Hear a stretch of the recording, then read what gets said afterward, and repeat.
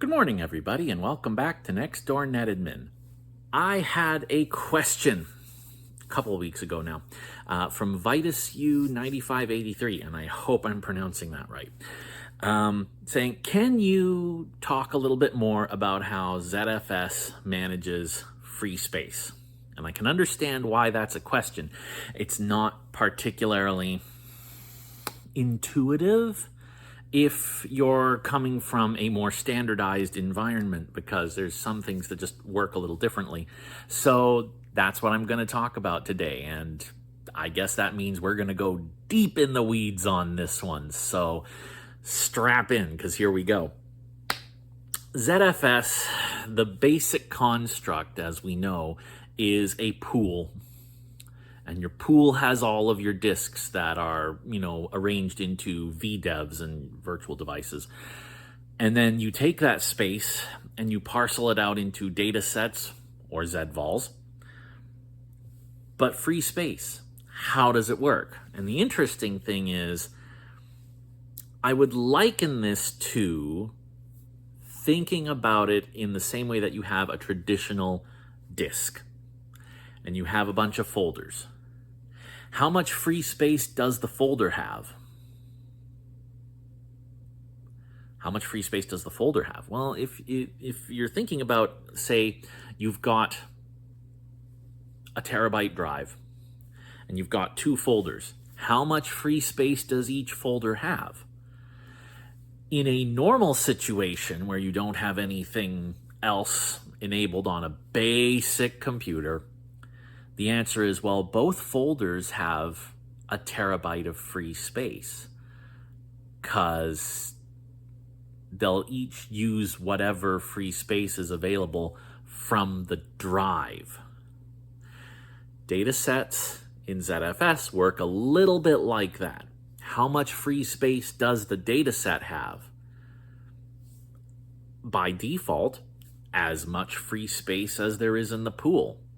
And each data set has that free space available to it. If you have, let's say, a 10 gigabyte pool and two data sets, you put 1 gig of data into one data set and 2 gigabytes of data into the other set, okay? How much free space does each data set have? Well, you've used 1 and 2, a total of 3 out of your 10. So each data set now has 7 gigabytes free. And people will look at this and go, that doesn't add up. No, it doesn't add up. But you need to think about data sets as essentially glorified folders, in this analogy only.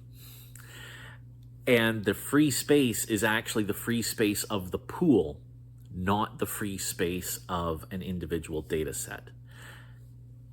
And that can lead to some weird things, because when you mount a ZFS data set within, say, Linux, if you query it, it will tell you, yeah, I have 1 gigabyte used and 7 gigs free. Okay, so a total of 8 gigs in this data set, fine. But let's say somebody else copies more data into the data set that had 2 gigs in it already. They add another 2 gigs. Now there's 4 in that one. And then you query your first data set, says, how much free disk space do you have? It says, well, I've got a total of 1 gig of data and 5 gigabytes free. My file system just shrank from 8 gigs total to 6 gigs total? Yes, it did, because it only has as much free space available as is in the pool. And when other data sets consume free space from the pool, that reduces the free space available to the other data set. So it's all managed as a shared resource, again, by default. I'll get to the exceptions in a minute. But you can see this when you share a data set by SMB. If you have several data sets and they're all shared by SMB, Windows will show that they all have the same amount of free space. And that can confuse people because you're like, well, I copied a bunch of information to this network drive. Why did it affect this network drive? Because they're pulling from the same pool of disks and it's shared free space. Now, some of these exceptions that I mentioned, there are other attributes that you can set on a data set. You can set a quota, which gives you a maximum. This data set can be a maximum of this size. Or you can set a reservation. And a reservation says this is the minimum size. Let's talk about quotas first because they're conceptually easier for people to understand. If I have my 10 gigabyte pool and I say, okay, here is a data set. I want it to have a maximum size of 5 gigabytes. Okay, that's the quota. So when you look at that data set where you have set the quota, it will tell you that it has a maximum size of 5 gigabytes. Even though there's more space available in the pool, you have set a maximum cap for that data set. And so you can go up to that quota, but no further. Now, what happens if my other data sets consume more and more free disk space? Well, your data set is not set at 5 gigs, period. It's set at 5 gigabytes max. So if I have 1 gigabyte of data in this data set, and then I have, 8 gigs of data in the other data set that doesn't have a quota, I'm not going to see that my 1 gigabyte data set has a 5 gigabyte limit. I'm going to see that it has a 2 gigabyte limit because I've got 1 here, 8 over here. There's only 1 gigabyte of free space left. So the quota is the maximum permissible, but it might end up being lower. A reservation works the opposite way. It is a minimum. If I have a data set and I say, I want to have a reservation of 5 gigabytes, okay, that is the minimum size. It will never be lower than that, which means that that 5 gigabytes of space is reserved to that data set and it's suddenly not available for all the other data sets. All the other data sets will see their size decrease by 5 gigabytes because that 5 gigabytes of space is now reserved for this one.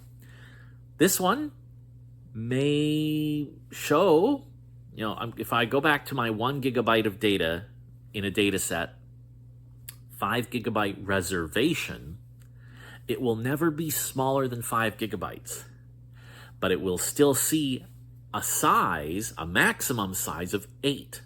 If I have 1 gigabyte here, 2 gigabytes over here, then I have 7 gigabytes of free space.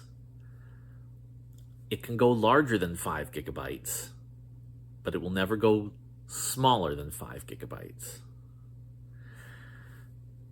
Quotas and reservations. Quotas are relatively easy because people think about putting a cap on it. You can never go beyond that. All right. Reservations can be trickier because it's actually affecting everybody else by reserving free space. Here's the next wrinkle. ZFS is full of wrinkles. Quotas and reservations both affect the data set and its children. Specifically, not a child data set, but what I'm thinking about here is the data set itself is counted, snapshots are counted, and so are any clones that you've created of the data set. Most people that I know are not going to work with clones, so let's just talk about snapshots because this is where it gets important. If you set a 5 gigabyte quota, snapshots are counted against the quota. If I take a snapshot of my 1 gigabyte of data, delete it all, put another 1 gigabyte in there, how much free space do I have? if I have a 1 gigabyte of data in the snapshot and a 1 gigabyte of data in the data set live, that's a total of 2 out of my quota of 5. And so my data set will suddenly appear to only have a max of 4 gigabytes.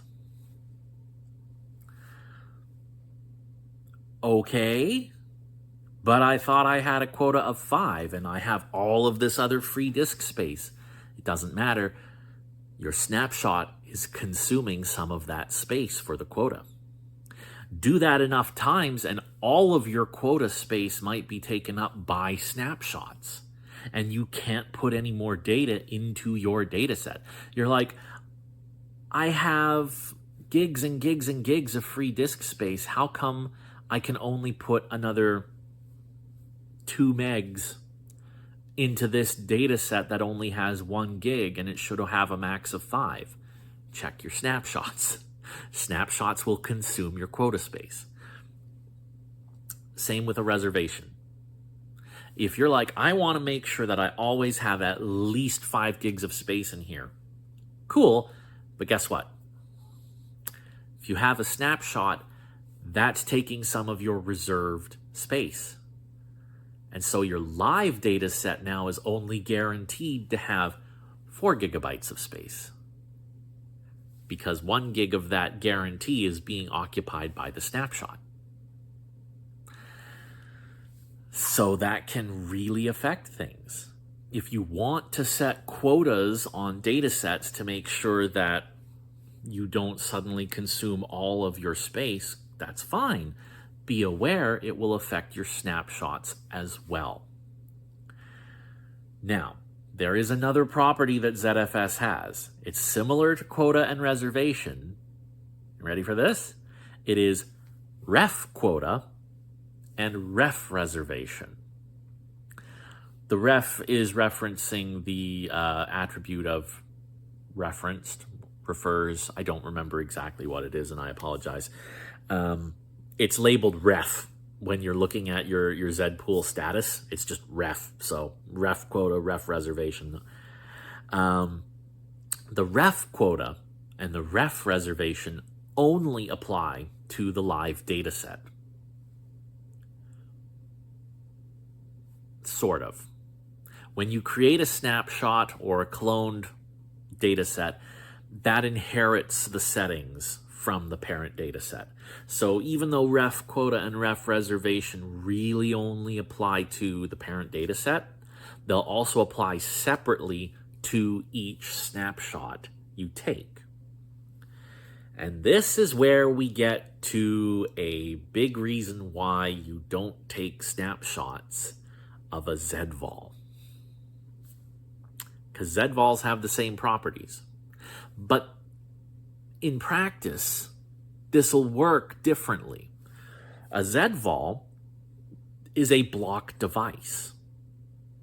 It's not a file system where you just copy stuff into. It is a block device, and it needs to be mounted as a block device through, for example, iSCSI. And then whatever machine is mounting that block device will take care of formatting it, putting a file system on it, and using it however it chooses. So a block device has essentially a fixed size. You don't need to worry about setting a quota on it. It is a reserved block of space for a block device. That's just what it is. It's not going to go higher than that. It's not going to go lower than that. But it still has these attributes. And that affects your snapshot. If you take a snapshot of a ZVol, it has, by default, a ref reservation of the entire device, because it needs to make sure that that entire device stays available at all times. And so in the pool, it has a ref reservation for the ZVol to make sure that the pool says, I have to keep this amount of space assigned over here. It's not available to anybody else. So when you create a snapshot of that ZVol, the snapshot also has the same ref reservation. If you have a 1 terabyte ZVol, even if you only put a couple kilobytes of text files in there, a 1 terabyte ZVol, if it was a 1 terabyte data set, default data set, your snapshot would have a couple kilobytes of text files in it. That's nothing. But if you take a snapshot of your 1 terabyte ZVol with only a few kilobytes of text files in it, that snapshot also has a ref reservation of 1 terabyte. Each snapshot you take of a ZVol will take up the entire space, and it'll suddenly become unavailable to everything else. That is a sizable penalty to pay for taking a snapshot of that ZVol. That's why, functionally, I would say don't use snapshots with ZVols. It's going to take up way too much space. More enterprising people might say, well, I mean, that's easy then. Just set the ref reservation for the ZVol to 0. And then when you take a snapshot, it'll just be a snapshot of just the data that's in it, same as a data set. You can do that. This is also why when I raised this possibility with the good support folks at TrueNAS, formerly IX Systems, their response was quite memorable, and it was, yeah, you can do that if you want to lose all of your data. Well, okay, hold up a second. Because if you think through the implications, if you have a data set and you're just accessing it by SMB over a network, standard file share, if you run out of space, that's not a fatal error. The computer that you were doing the copy says, oh, I can't copy it anymore, the target device is full. All right, cool. These things happen. It hasn't damaged anything permanently. On the other hand, when you're allocating a block device, you are explicitly telling it, hey, you have a terabyte of space, go nuts, use it however you want. When your ref reservation is 0 and you're not reserving any of that space, you're essentially thin provisioning the ZVol. And it won't reserve that space, which means if other things, including snapshots, consume space on your NAS, your 1 terabyte ZVol may actually only have 50 megs of space. But the device that owns that block device doesn't know that. And if it tries to write, it says, I have a 1 terabyte block device here that I can use as a hard drive. I'm going to start writing data, and suddenly its block device returns an error. It's the same as your actual hard drive just suddenly saying, oh, I can't write anything anymore. I'm full. Too bad. Windows is going to freak out. Most operating systems are going to freak out because they're responsible for the file system on that device, and yet that device has now told it that it can't be updated anymore. So it can't finish writing out its journal entries, it can't finish writing out any data, and it's not something that it can gracefully recover from because that's just a drive. It's not talking to a remote system hosting something over a file share. It's responsible for that disk and can't do it anymore. So it tends to just throw up its hands and go, big system crash, which is not great. So you can fiddle with the ref reservation on a ZVol. It's absolutely within your capability, but it's really not recommended. And as a result, ZVols have their use if you need a block device over iSCSI. But you don't want to snapshot them, not from within ZFS. You really want to use data sets wherever you can because it has the flexibility of using snapshots in that way. And that is why quotas and reservations and ref quotas and ref reservations are really important things to understand when you're trying to figure out how free space is working within ZFS, because both of these settings, all four of them actually, will affect how much free space is visible in the pool to all of the other data sets, whether that's a maximum or a minimum. It's confusing, I realize. Hopefully this was helpful in helping you make a little sense out of it all. If you also have thoughts on things that you would like me to talk about or questions that you would like to see answered, feel free to let me know right down there in the comments section. Otherwise, thank you very much for watching. I am your next door net admin, and we will see you next time.